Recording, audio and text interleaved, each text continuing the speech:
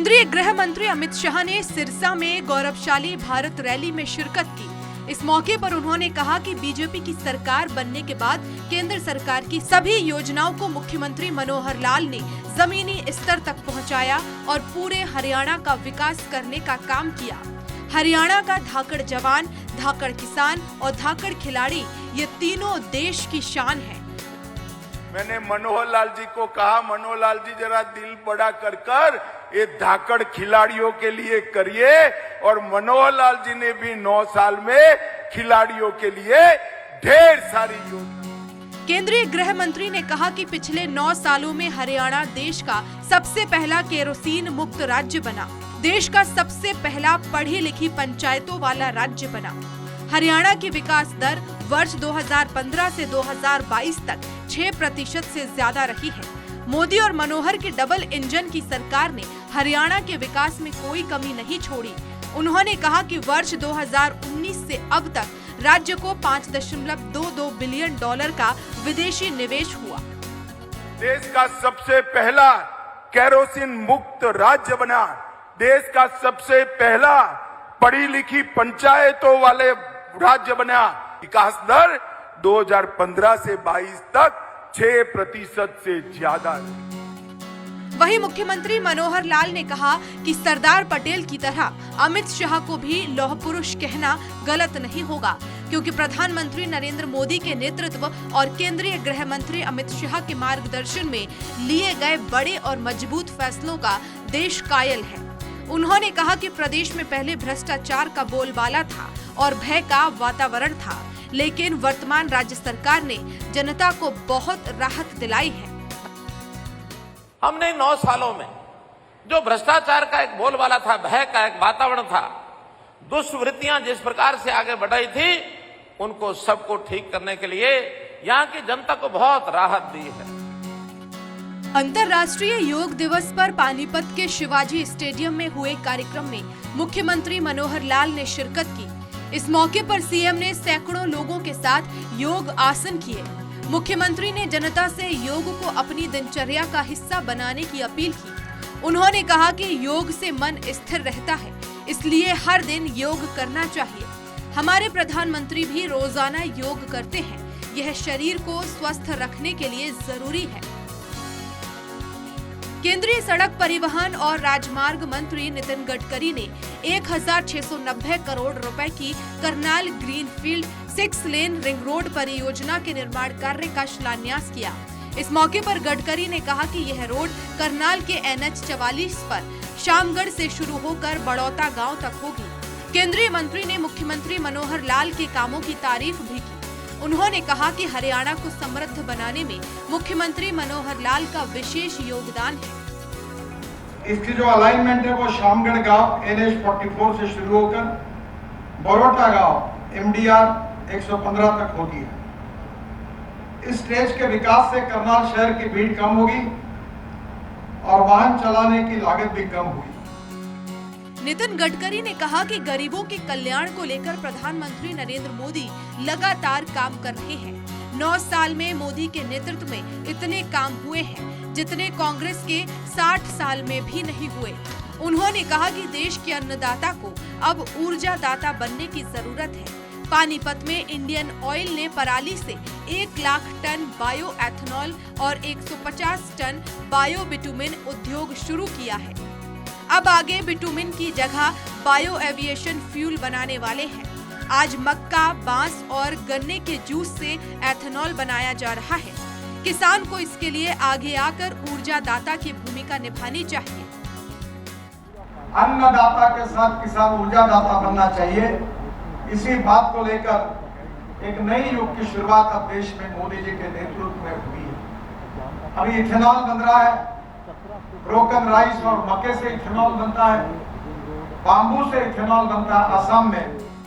केंद्रीय मंत्री ने कहा कि आज हरियाणा की बराबरी अमेरिका के राष्ट्रीय मार्गों के साथ होती है। पूरे देश में सड़कों को लेकर बहुत काम किया जा रहा है। केंद्रीय सड़क परिवहन और राजमार्ग मंत्री नितिन गडकरी ने सोनीपत में 890 करोड़ रुपए के दिल्ली से पानीपत तक नेशनल हाईवे 44 पर 8 लेन के 11 फ्लाईओवर का लोकार्पण किया। इस मौके पर गडकरी ने हरियाणा की तस्वीर बदलने के लिए मुख्यमंत्री मनोहर लाल की तारीफ की। उन्होंने मुख्यमंत्री की मांग पर हरियाणा को रेलवे फाटक मुक्त बनाने के लिए ROB और RUB के लिए सेतु भारतम योजना में 300 करोड़ रुपए मंजूर किए। वहीं नरवाना रोड से रोहतक रोड तक बाईपास, जींद से 21 तक रिंग रोड के निर्माण को भी मंजूरी दी। 2 ROB हमने मंजूर किए हैं।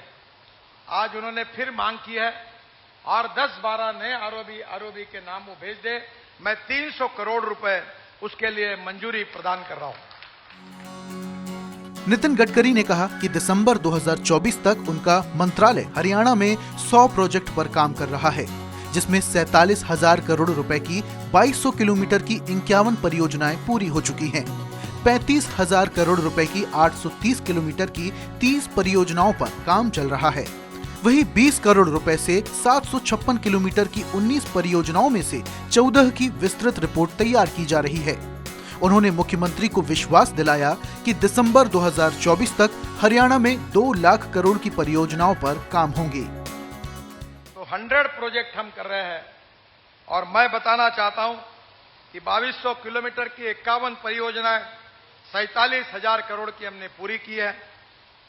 30 परियोजना 830 किलोमीटर की 35,000 करोड़ की ऑनगोइंग है और 19 परियोजना 756 किलोमीटर लागत के जो करीब 20,000 करोड़ की है।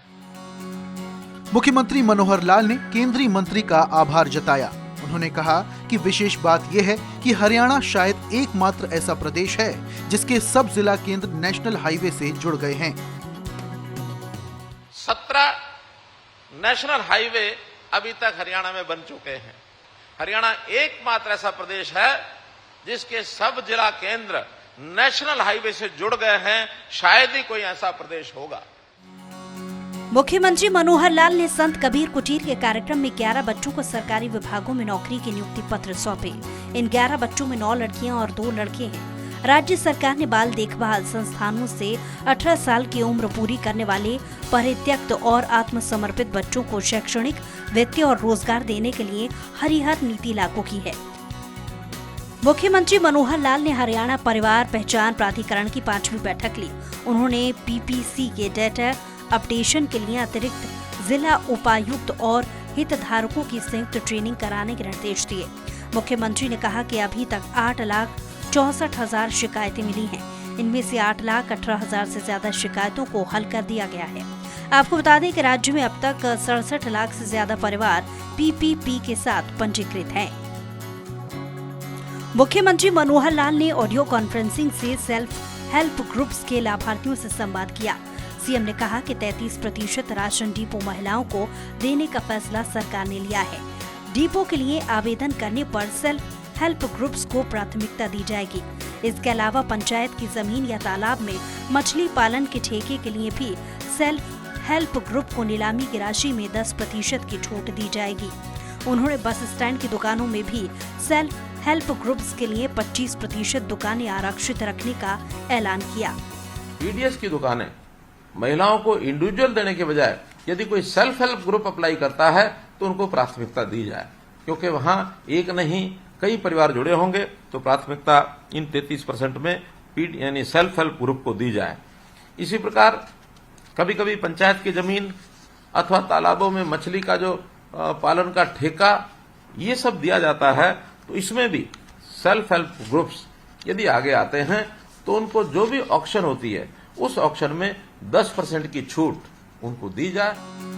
मुख्यमंत्री ने कहा कि हरियाणा राज्य ग्रामीण आजीविका मिशन के कार्यालय में एक कॉल सेंटर लगाया जाएगा, जिससे सेल्फ हेल्प ग्रुप से जुड़े लाभार्थी जानकारी ले सकेंगे। मुख्यमंत्री ने कहा कि प्रदेश में साल 2014 में 812 सेल्फ हेल्प ग्रुप थे। साल 2014-15 से ही हमारी सरकार ने पहले साल में 2100 नए सेल्फ हेल्प ग्रुप्स बनाए हैं। 8 साल के बाद कुल 57,376 सेल्फ ग्रुप हैं। मुख्यमंत्री मनोहर लाल ने एक बार फिर सादगी की मिसाल पेश की है। मुख्यमंत्री ने चंडीगढ़ से सोनीपत तक जन शताब्दी में सफर किया। मुख्यमंत्री ने सफर के दौरान अपने दफ्तर से जुड़े काम भी निपटाए। सीएम ने कहा कि रेल का सफर करने में बेहद आनंद आ रहा है। इससे सरल, इससे सुगम, इससे आरामदायक सफर नहीं होता। बहुत अच्छा आनंद आ रहा है ट्रेन में, और मैं समझता हूँ कि इससे सरल, इससे सुगम, इससे आरामदायक और कोई ऐसा सफर नहीं होता है, क्योंकि सड़क मार्ग और हवाई मार्ग इससे ज्यादा अच्छा रेल मार्ग है। समय मिल जाता है, लोगों से बात करते हैं, टेलीफोन सुन लेते हैं, फाइल निपटा लेते हैं और 2 घंटे 3 घंटे का उपयोग होता है। करनाल स्टेशन पर मुख्यमंत्री के मीडिया कोऑर्डिनेटर जगमोहन आनंद ने मुख्यमंत्री का स्वागत किया। सीएम मनोहर लाल ने चंडीगढ़ में उच्चाधिकारी प्राप्त क्रय समिति की बैठक में शिरकत की, जिसमें मोरनी क्षेत्र में सूक्ष्म सिंचाई की परियोजना लगाने का फैसला लिया गया, जिसमें करीब 20 करोड़ के खर्च से करीब 1280 एकड़ क्षेत्र में सिंचाई हो सकेगी। बैठक में गुरुग्राम जिले में बास पदमका से सिवनी तक इंदौरी नदी का पुनरुद्धार परियोजना, सिंचाई विभाग की 10 करोड़ से ज्यादा की परियोजना, आदमपुर से 2 इंटरमीडिएट पंपिंग स्टेशन और सीवरेज नेटवर्क सिस्टम बनाने की मंजूरी दी गई। साथ ही करीब 87 करोड़ रुपए से ज्यादा की खरीद और कॉन्ट्रैक्ट पर मुहर लगाई गई।